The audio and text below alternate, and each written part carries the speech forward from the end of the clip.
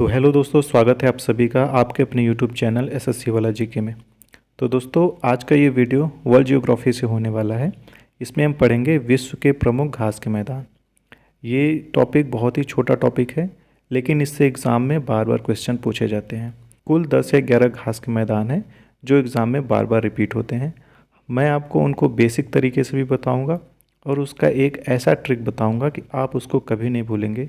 तो चलिए ये वीडियो शुरू करते हैं और वीडियो को आप पूरा देखिएगा। आप इस वीडियो से पूरा घास के मैदान को समझ जाएंगे कि कौन सा घास का मैदान कहाँ पाया जाता है। तो चलिए अब ये वीडियो को शुरू करते हैं। चलिए अब सबसे पहले समझ लेते हैं कि घास का मैदान आखिर होता क्या है। हम घास का मैदान किस क्षेत्र को कहते हैं? तो भूमि का ऐसा बड़ा क्षेत्र जहाँ पर दूर दूर तक बस घास और छोटी झाड़ियाँ फैली होती हैं, ऐसे विस्तृत क्षेत्र को घास का मैदान कहते हैं। मतलब उस क्षेत्र में पेड़ नहीं पाए जाते हैं। पेड़ अगर पाए भी जाते हैं तो इक्के दुक्के पेड़ पाए जाते हैं। इन घास भूमि में कहीं कहीं छोटे बड़े वृक्ष भी पाए जाते हैं। देखिए, कहीं कहीं छोटे बड़े वृक्ष पाए जाते हैं। पूरा ये वृक्षों से घिरा नहीं होता ये क्षेत्र। ये आमतौर पर महाद्वीपों के अंदरूनी हिस्सों में पाए जाते हैं। घास के मैदानों का पारिस्थितिकी तंत्र स्वयं मिट्टी के निर्माण को प्रभावित करता है और दुनिया के विभिन्न क्षेत्रों में फैले घास के मैदानों को भिन्न भिन्न नामों से जाना जाता है। अब देखिए, घास के मैदान जो होते हैं वो सिर्फ दो प्रकार की होती हैं। पहला शीतोष्ण घास के मैदान, दूसरा उष्णकटिबंधीय घास के मैदान।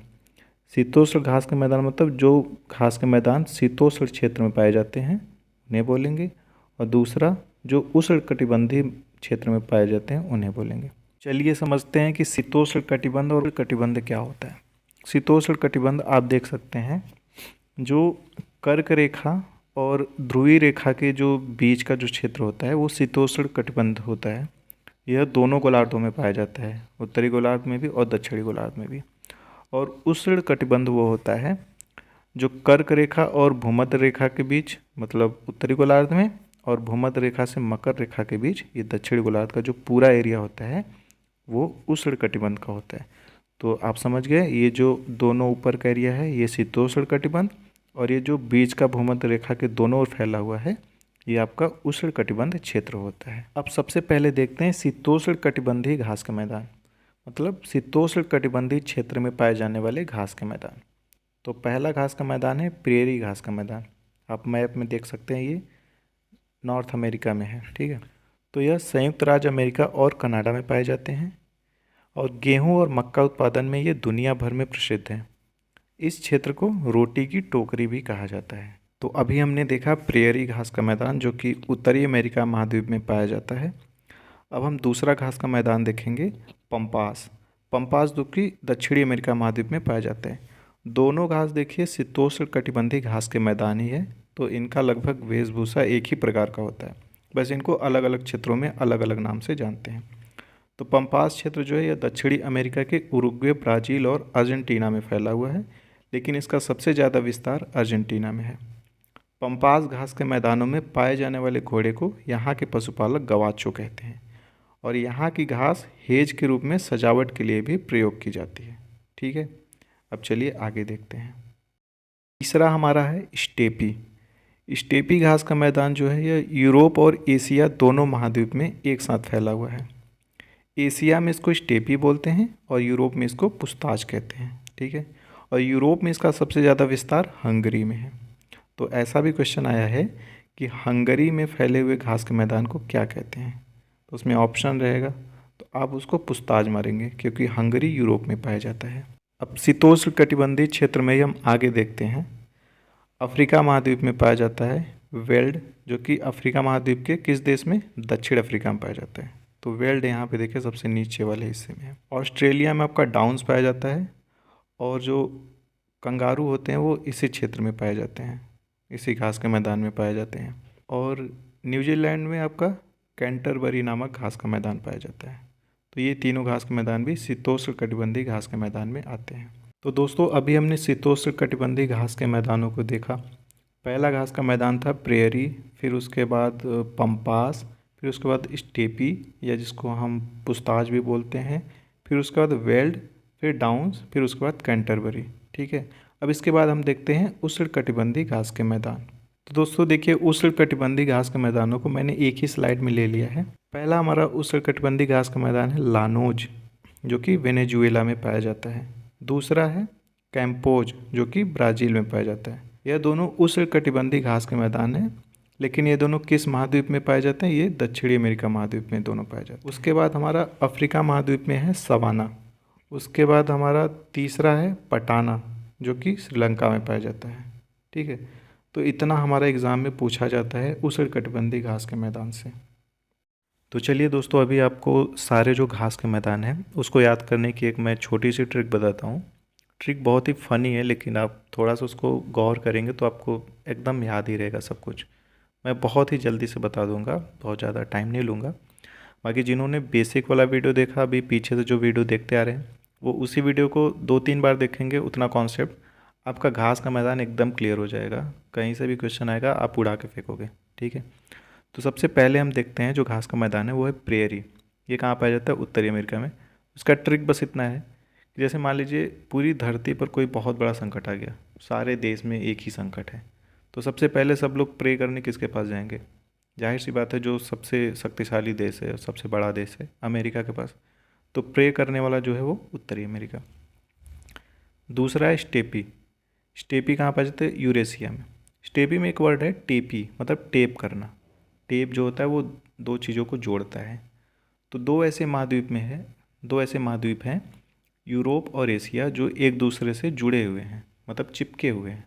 तो ये स्टेपी मतलब चिपकना, यूरेशिया। पार्कलैंड और वेल्ड का मैंने एक थोड़ा सा फनी सा बनाया है।